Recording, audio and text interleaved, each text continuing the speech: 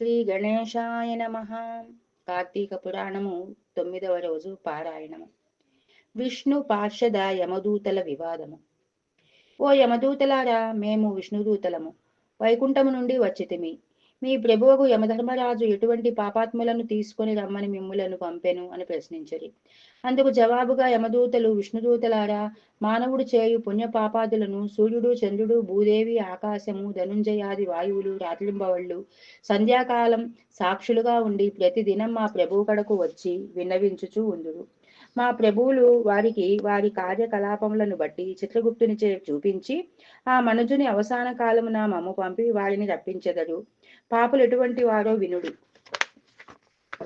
వేదోక్త సదాచారములు విడిచి వేద శాస్త్రములు నిందించువారును, గోహత్య, బ్రహ్మ హత్యాది మహాపాతకములు చేసిన వారు, పరస్త్రీలను మోహించువారు, పరాన్న బుక్కులు, తల్లిదండ్రులను, గురువులను, బంధువులను, కులవృత్తిని తిట్టి హింసించుతూ వారు జీవహింస చేయుచున్నవారును, దొంగ పద్దులతో వడ్డీలు పెంచి ప్రజలను పీడించువారును, జారత్వం చోరత్వం చే భ్రష్టులకు వారును, ఇతరుల ఆస్తిని స్వాహా చేయువారును, శిశుహత్య చేయువారును, శరణన్న వారిని కూడా వదలకుండా బాధించుచు వారును చేసిన మేలు మరచి కృతజ్ఞులై పెండిండ్లు శుభకార్యములు జరగనివ్వక అడ్డు తగిలే వారును పాపాత్ములు.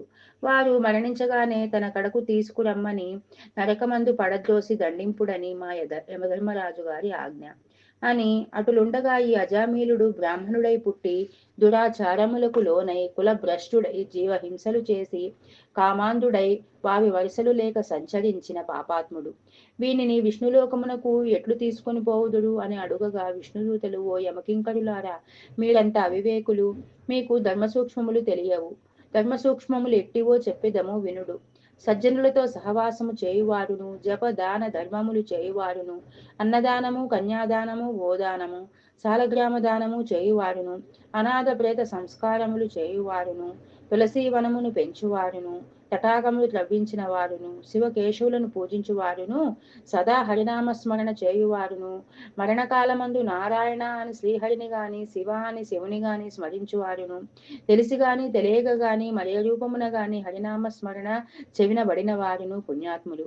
కాబట్టి అజామీలుడు ఎంత పాపాత్ముడైనను మరణకాలమున నారాయణ నారాయణ అని స్మరించుచు చనిపోయెను కాన మేము వైకుంఠమునకు తీసుకుపోవుదము అని పలికిరి. అజామీలుడు విష్ణుదూతల యమదూతల సంభాషణలు ఆలకించి ఆశ్చర్యముంది. ఓ విష్ణుదూతలారా, పుట్టిన నాటి నుండి నేటి వరకు శ్రీమన్నారాయణ పూజ గాని వ్రతములు గాని ధర్మములు గాని చేసి అడుగను. వర్ణాశ్రమములను విడిచి కులభ్రష్టుడనై నీచ కాంతలతో ఉండి ఉన్నాను. నా కుమారుని ఎందున్న ప్రేమచే నారాయణ అనినంత మాత్రమున నన్ను ఘోర నరక బాధల నుండి రక్షించి వైకుంఠంకు తీసుకుపోవచ్చున్నారు. ఆహా, నేనెంత అదృష్టవంతుడను! నా పూర్వజన్మ సుకృతము, నా తల్లిదండ్రుల పుణ్యఫలమే నన్ను రక్షించింది అని పలుకుచూ సంతోషంగా విమానం ఎక్కి వైకుంఠమునకేగిను. కావున ఓ జనక చక్రవర్తి, తెలిసి గాని తెలియక గాని నిప్పును ముట్టిన ఎట్ల బొబ్బలెక్కి బాధ కలిగించినో అటుల్నే శ్రీహరిని స్మరించిన ఎడల సకల పాపములు నశించి మోక్షము నొందెదరు. ఇది ముమ్మాటికి నిజము. ఇది 9వ అధ్యాయము 9వ రోజు పారాయణము సంపూర్ణము.